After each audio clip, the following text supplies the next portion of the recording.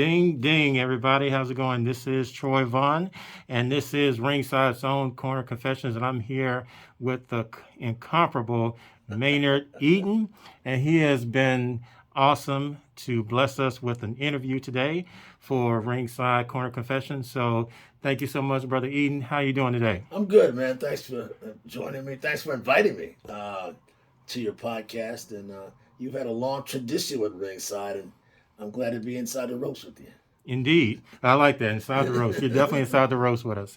So check this out. So really quickly, before we delve into this interview, kind of give my followers, a brief description of who you are, what you do, and, your the impact that your organization has on the community.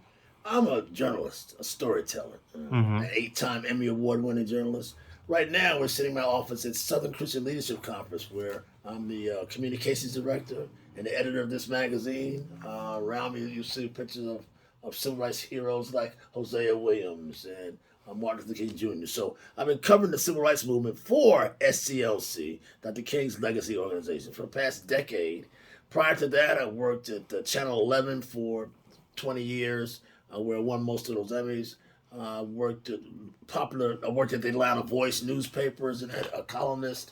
I worked at Atlanta Inquirer, no, Atlanta, not the Atlanta Magazine. So I've done a lot of print and broadcast journalism, Mm-hmm. uh, and that's my calling card. I'm a journalist. Okay. Very good. So for you and I think we met back in, what was that, either 2016 or 2017, 17. something like that. It was around that time. And I first came across a video of you on Brother Rashad Ritchie's radio show. Yeah, I know where you're going. Yeah. And, everybody, if you live in Atlanta, unless you've been living under a rock, you know who Rashad Ritchie is. He's an awesome figure here in Atlanta. Definitely a native son. And I remember this interview, and it was so impactful because the subject matter was talking about interracial dating and interracial marriage. And I think I just so happened to come across it that you were with your wife, who your wife That's why. is white, and it Well, actually she looks white anyway. looks white. I mean, actually, I think that the reason what motivated me to reach out to you is because that interview that you did with Rashad Ritchie coincided at the time with a topic that was, gaining a lot of momentum in the Ringside group, and we were talking about interracial dating and interracial marriage. Specifically, and this is something that's been, very pervasive lately, being pro-black, and can you be pro-black and be in an interracial marriage? And so I think that was the turning point where I was like, let me reach out to this guy. I don't know who this guy is, but he's speaking very passionate. He's very passionate about this, and I can tell he makes a great impact in Atlanta. But I really wanted to get kind of, wanted to pick your brain. So, from your standpoint, how do you think? What is the stigma surrounding being black and in an interracial marriage, particularly an interracial marriage with someone who's white? Well, that always has been a stigma Mm-hmm. to some degree, but your heart is not stigmatized. Mm. Your spirit is not stigmatized, nor should it be. Sure, I grew up in a black family. I grew up black. I am black. Will always be black. Gonna die black. Mm-hmm. That doesn't mean I can't reach out and love somebody else. I have white friends while I was growing up, and even throughout my career, we work with whites. And did I fall in love with them? No, not necessarily. But because I was black, I couldn't not. It wasn't I could not get along with them. Mm-hmm. I met Robin Williams. She was the art director for the Fulton County Arts Center, dealing with black art. First met her, my wife, when she was doing a exhibit on the Tuskegee Airmen. I said, how does this white lady know so much about black folks? Well, she'd had an interracial, a biracial child, so she knew something about black folks. I knew something about white folks. So we put the color aside, and they got to know each other. She was as black as me in many respects, and I may be as white as her in some views. You Mm-hmm. never know. People are people. The color of your skin does not dictate who you are, what you're about. Mm-hmm. It might dictate your politics, might dictate your pocketbook. But in terms of issues of the heart, they don't always coincide with issues of the head. Robin and I disagree politically sometimes, but thank God we're of the same kind of mindset. She's an artist by trade, so she's a little more progressive. Sometimes more progressive than I am. I can be middle of the road on some issues, but we're not Republicans versus Democrats, anything like that. But she's a woman. She has strict ideas of how women should be treated, looked at, their role in business and society. That maybe as an older person I don't necessarily always agree with or thought I agreed with. But Mm. you learn, you live and learn. Mm. I think what's kept me, I've had several marriages. This is the most dynamic one because it is dynamic. It's riveting. It's robust. It keeps me on my toes. Yeah, she's a beautiful woman.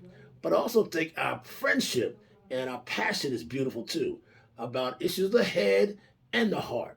Mm. Issues in terms of how we live and how we live together.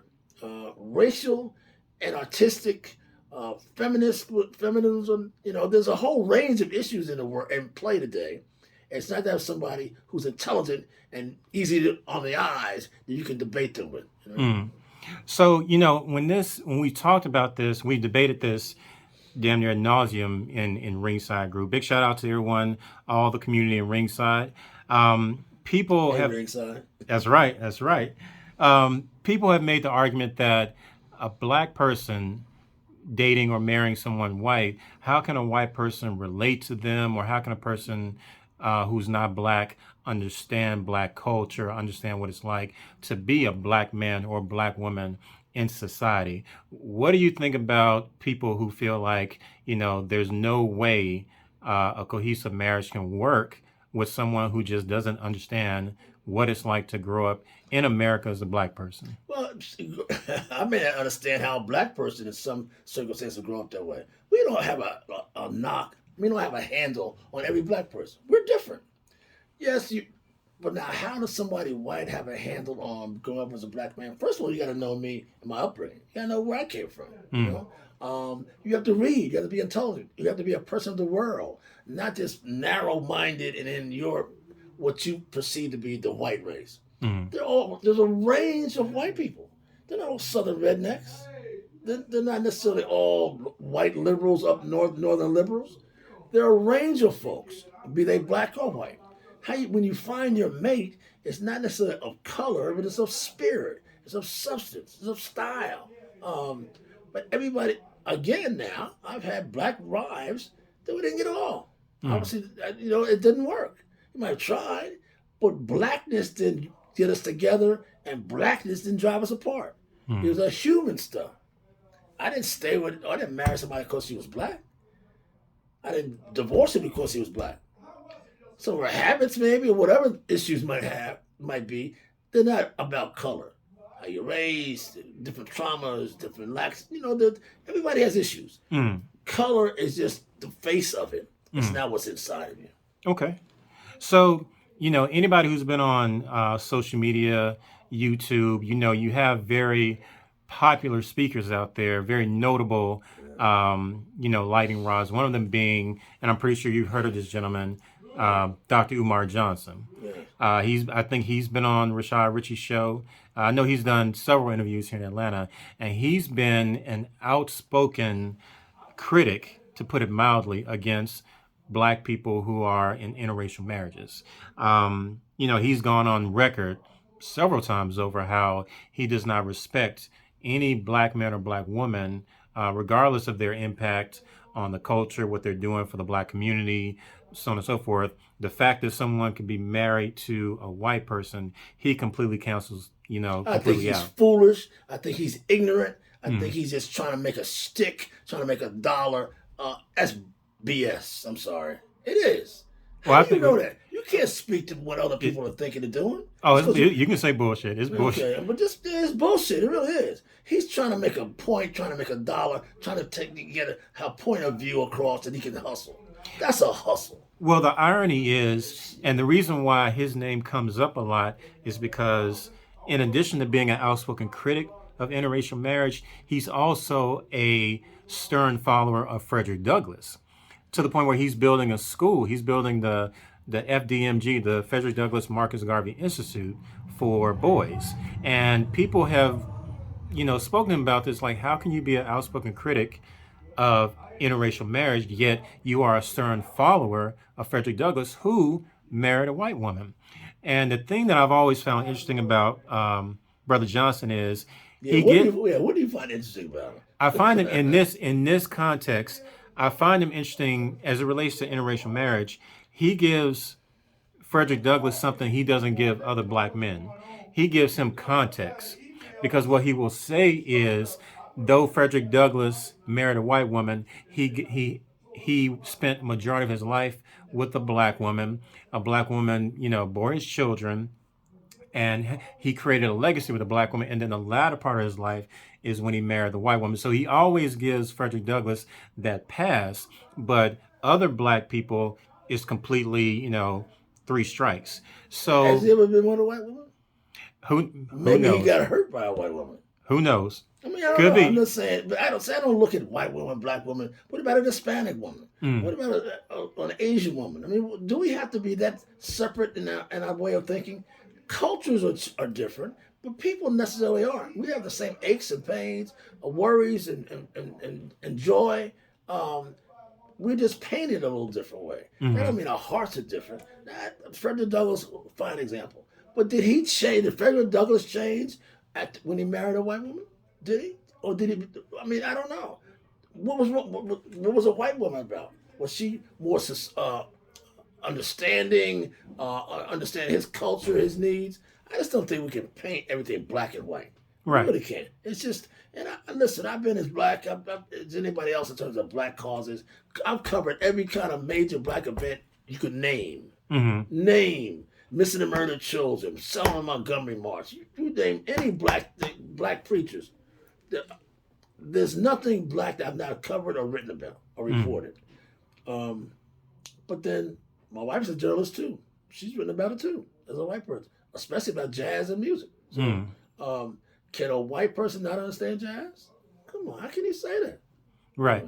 I mean, this, whenever this topic comes up in the group, we can expect hundreds of comments. Yeah, I mean, people really go off. I mean, I bet people, they do. yeah, I mean, you have a lot of people who are, fine with it because actually in the ringside community, we have a lot of people. I have frat brothers in the community who are in interracial marriages, and, there are black women in the group who are with, white men. But then you have other people on the other side of the aisle who are like, no, a black person should not be with the oppressor, should not be with, there's so many things that come up, but it's always divisive, but it's always very, illuminating how people view marriages and even race. Because at the end of the day, and I think you made a great point, I want to piggyback off of it. Being black doesn't necessarily mean you're going to get along with every black That person. person, right? Because black people, we divorce each other every day. That's right. Kill each other every day too. Right. I mean, whatever. hmm Being black is not a pass to get along with other black people necessarily. It's hmm who you are, Right. how you deal with each other. And most black folks don't like each other. As in the workplace or your neighbor, you don't know, hmm but you may love that person. I don't think it's because of the color. Similar heritage, maybe. hmm Similar circumstances, maybe. But you can't speak to who that person is because you don't know that person. hmm So, since you've been married to your wife, what have been some of the, I guess, things that you two have experienced? I mean, some people, I've heard comments from people who are in interracial marriage. They say they receive stares out in public, or they may go to certain businesses and feel discriminated against, or just because we talked about stigma earlier. Yeah. Has there been any anything negative that you've experienced that you feel is attributable to being in an interracial marriage? Well, I know Robin has. My wife has. hmm I've seen her. Uh, People look askance at her when I'm out, when she's out with me. Since I've been in Atlanta longer and perhaps a little bit more well known. What's he doing with her? Man, hmm you hear the comments, you see the glances. But by the same token, I'm back in her hometown in Kokomo, Indiana. I thought I'd be under the gun. I'm a black guy with relatively few black guys there. Certainly not like Atlanta. And hmm I thought I was going to be really looking over my shoulder a lot. Haven't had it happen. hmm Much to my surprise. I mean it. Much to her surprise, too. I'm not saying people don't make comments, but nobody's mistreated me because of my color. Mm. Now, can I say that's always happened in Atlanta for Robin? No, I can't. I love Atlanta. I'm 40 years here. But I do think, especially in the black community, dealing with white folks is something they don't want to necessarily have to deal with. But we can go up to Buckhead and try and get along with white folks and expect them to treat us normal. But black folks can be just as discriminatory as you think white folks are, because it's not the color, it's your attitude. So for the men and women out there who find themselves, for the black men and women out there who may find themselves physically attracted to people of different races, non-blacks, however they're afraid of the backlash, professional backlash or backlash from their family, peers, so on and so forth, because family is one. Now, family's one. That's another issue. The family one is when you really get questioned about. You sure you want to do that? What? Why her? You get that kind of question. So, what would you say to someone like who may be having those doubts? Like, hey, I want to expand my horizons and I want to open myself up to more than just black. However, how is this going to impact, my professional life, my home life? How are my friends going to react to me? What would you say to someone who is at that crossroads? Get ready. That's all. Get ready. I mean, it's your life. Enjoy it. Now, you don't have to explain to everybody. I have a cousin. We grew up. I'm the oldest. He's the second oldest in the family. Ironically, now we're the oldest in the males in the family. We both have white wives, but we didn't plan it. It wasn't something we discussed. We talked about it when we were both going through it. When I first started dating Robin, I asked him about his wife. He said, "Man, don't worry about what people have to say. He's a policeman or prison guard, that kind of thing." If you look around, look at all the I've noticed of late, all the multicultural, multiracial, biracial children you see. Now, that didn't just happen. Couples have been dating, making love, or being together for a while. This is not brand new. I think it's coming out of the darkness, but this is not. It's not been something that's been scolded or looked askance at, or people have always dated biracial folks. Have always had dates. We just didn't broadcast it as valid. We didn't come out in public view necessarily. I don't have a problem. It's your heart, again, not color. It's the context of your character and not the color of your skin. Okay. Last question, because this is something that, this is a stereotype that, thanks to Kanye West in the 2005, Gold Digger song, and when he get on, he leave your ass for a white girl. What do you think about this stereotype? Because a lot of people feel like that's something that black men, it's almost, a default reaction. When a black man gets to a certain pay grade, gets to a certain tax bracket, becomes successful, then he automatically gets a white woman. A lot of people feel this way. A lot of people feel like, well, you have to get a white woman to, achieve a level of success or to ingratiate yourself with other white people. But a lot of people, honestly, and we've seen these comments over the years, they feel like that's the next thing that a black man will do. He'll have a black woman support him, shoot shots with him in the gym, support him as he gets through the NBA or gets to the NFL or gets that business. As soon as he gets on top, he gets a white woman. What do you think about this stereotype? Again, I can't speak to those people. I also think it's just conversation. What about the white man who gets a younger black woman? He's rich. Now, you heard the flip side of that. You think the rich white guy wants a fine young black woman. For sexual reasons or because they're eye appealing. I don't know if you can if that's always the case. Has it been the case in some instances? Sure. Some instances, like some actors, have stayed with their wives for years. I don't think everybody leaves just for a white woman. Or what about those who leave for a younger woman?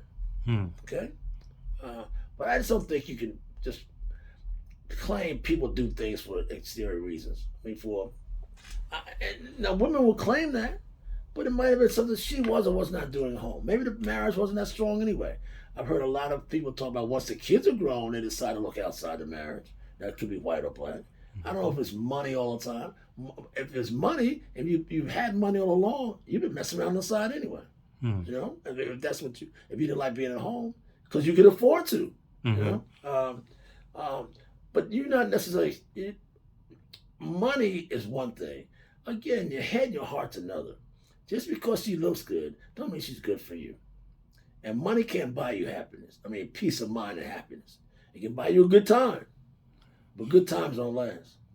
Indeed, that's what I'm It's talking been a about. good time with you, though, man. Hey, I appreciate. Look, man, from the bottom of my heart, I appreciate you carving out time to do this with me. I know that your schedule is busy, but I appreciate I you appreciate being doing here. this.